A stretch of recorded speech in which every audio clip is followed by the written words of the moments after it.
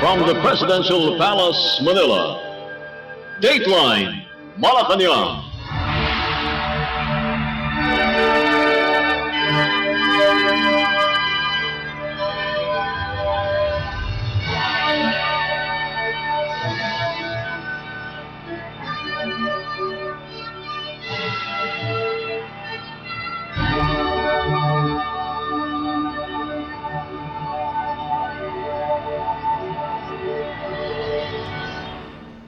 Good day.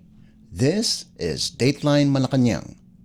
Philippine President Ferdinand R. Marcos Jr. issued an administrative order or AO directing government agencies to accelerate the implementation of the Government Energy Management Program or GEMP to ensure efficient and judicious utilization of energy.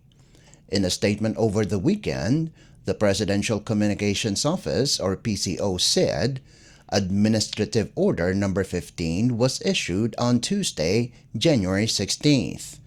AO Number 15, signed by Executive Secretary Lucas Bersamin on behalf of the President, states that all agencies and instrumentalities of the national government, including government-owned or controlled corporations or GOCCs, are directed, and all local government units or LGUs are encouraged to undertake efforts to ensure efficient and judicious utilization of energy.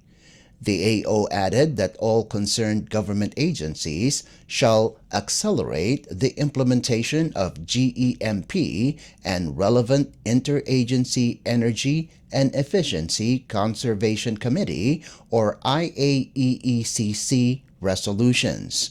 The GEMP is a government-wide program which aims to reduce the government's monthly consumption of electricity and petroleum products through efficient use and conservation of energy and fuel. It will be carried out by conducting energy audits from certified energy auditors and cooperating with random energy spot checks, submitting an inventory of existing energy-consuming equipment, ensuring compliance with the Department of Energy or DOE guidelines on energy-conserving design of buildings, and the Philippine Green Building Code for new building construction. Also part of the initiative are adapting low-cost energy efficiency and conservation or EEC measures consistent with the GEMP and institutionalizing EEC in their respective offices. Consistent with IAEECC Resolution Number 5 Series of 2022 or the GEMP guidelines, government agencies were directed to establish a mechanism for monitoring the energy consumption in their respective offices and adhere to the reportorial requirements of the DOE.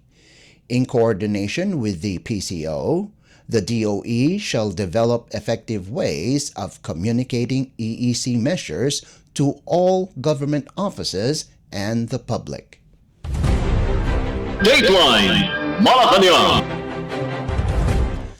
Philippine President Ferdinand R. Marcos Jr. on Sunday urged devotees of Señor Santo Niño to translate their faith into action and spread the message of hope, love, and joy to others.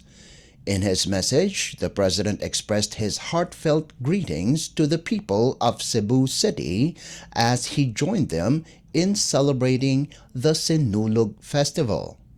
Believed to be over 800 years old, the festival is a week-long celebration leading to the third Sunday of January each year, which shows the faithful's devotion to the Holy Child, Señor Santo Niño.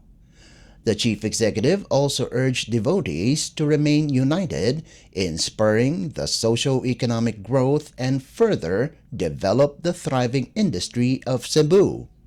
President Marcos Jr. reminded devotees to be guided by their faith and inspired by the bayanihan spirit to remain conscious of their Catholic and social obligations to reach the shared destiny towards the bagong Pilipinas or New Philippines that opens a better and more abundant life for all Filipinos. The Philippine president said the Sinulog Festival is one of the grandest and most colorful festivities in the Philippines, where Filipinos from all walks of life expressed their profound gratitude for the miracles, blessings, and countless deliverances bestowed upon them over the past year. President Marcos said the festival is also an avenue to pray for good health, protection, and prosperity in the year ahead. Dateline Malacañang. Philippine President Ferdinand R. Marcos Jr. through an executive order or EO, has institutionalized the Department of Social Welfare and Development or DSWD's Pag-abot program as part of the country's commitment to realizing the United Nations Sustainable Development Goal number 1 of eradicating poverty, implementing nationally appropriate social protection systems and measures for all, and granting equal access to economic resources, particularly for the poor and vulnerable sector of society. Under EO number 52, signed by the President on Thursday, January 18th, the Pag-abot program will consist of 9 component assistance packages: the financial assistance, transportation or relocation assistance, transitory shelter assistance, livelihood assistance, employment assistance, psychosocial support, capability building of communities, capacity building of local government units or LGUs, and community assistance. The Pag-abot program is a platform to enhance and unify the delivery of services to vulnerable and disadvantaged children, individuals, and families in street situations through provision of social safety nets and protection against risks brought about by poverty. The EO created an interagency committee to ensure alignment with the objectives and complementation of activities and various government agencies. It also tasked the DSWD Secretary to chair the Interagency Committee, while the Secretary of the Department of the Interior and Local Government, or DILG, will be the Vice Chair. Members include the respective Secretaries of the Agriculture, Labor, Health, Budget, and Education Departments, Technical Education and Skills Development Authority, or TESDA Director General, Chairperson of the Presidential Commission for the Urban Poor, the President and Chief Executive Officer of the Small Business Corporation, and the Administrator of the Cooperative Development Authority. The Interagency Committee is mandated to determine within 30 days from the issuance of EO 52 the complementary services or assistance packages to be provided by relevant national government agencies, which should be aligned and integrated with the component assistance packages of the Pag-abot program. In coordination with the Presidential Communications Office, or PCO, the committee is also tasked to develop a strategic communication plan to educate the people and advocate for supportive policies at the local level. The Interagency Committee is also designated to engage, consult, and coordinate with LGUs in formulating the policies and implementation of the Pag-abot program. EO 52 also requires the Interagency Committee to seek the support and assistance of other government agencies, as well as consult and seek the help of the private sector, relevant stakeholders, advocacy groups, and non-government organizations. The Interagency Committee, through the DSWD, is directed to submit to the Office of the President, or OP, through the Office of the Executive Secretary, a biannual report on the implementation of EO 52. The Pag-abot program is one of the DSWD's pilot programs, which extends assistance to vulnerable and disadvantaged individuals, children, and families in street situations by providing various interventions and opportunities to improve their social and economic status and fulfill their fundamental rights. Dateline Malacañang. Philippine President Ferdinand R. Marcos Jr.'s Kalinisan Day campaign has created 25,000 community gardens in the country since the initial 8 gardens implemented in 2023. This was bared over the weekend by Department of the Interior and Local Government, or DILG Undersecretary Chito Valmusina. Undersecretary Valmusina said that this was part of the accomplishments of the Kalinisan Day campaign, which was launched on January 6 through Memorandum Circular, or MC number 41. Under the program, villages are encouraged to create community gardens planted with at least 18 kinds of vegetables as inspired by the folk song Bahay Kubo, or in English, a hut house, with village officials providing the seeds to their constituents. Valmusina said that farming follows cleanliness, and this will solve a multitude of problems such as hunger, poverty, health, nature, climate change, and even global warming. The DILG Undersecretary said the MC issued by the President will make sure that the cleanup drive campaign will be non-stop and should be well maintained. Valmusina noted that the DILG led 42,000 villages, 1,700 cities, and 82 provinces in carrying out the community cleanup drive that included community gardens and fisheries. Valmusina assured the DILG is aggressively working towards a cleaner and healthier community for all as directed by President Marcos. President Marcos Jr. has said community development encompasses not just cleanliness, as it also includes children's welfare, crime prevention, climate change adaptation, capacitating institutions to resolve local disputes, community health and nutrition, commerce and trade. Dateline Malacañang. The Philippines Public-Private Partnership, or PPP, Code Implementing Rules and Regulations, or IRR Committee, have presented the fundamental aspects of Republic Act, or RA number 11966 to local government officials at the 103rd National Executive Board meeting of the Union of Local Authorities of the Philippines, or ULAP Incorporated. Among the issues tackled during the meeting were the reforms that aim to unify the legal framework of the PPP, including the faster approval process of local PPP projects, as well as to strengthen the institutions. Also part of the meeting was the initiative of the IRR Committee to conduct a series of consultations among stakeholders to show the major reforms that was mentioned in the code. In relation to this, a Memorandum of Agreement, or MOA, was signed by the PPP Center and ULAP for the planned cooperation and coordination that will create a robust pipeline for local government units, or LGUs, PPP projects. Also in the agreement is the commitment to continuously help members of the ULAP to create and implement PPP initiatives.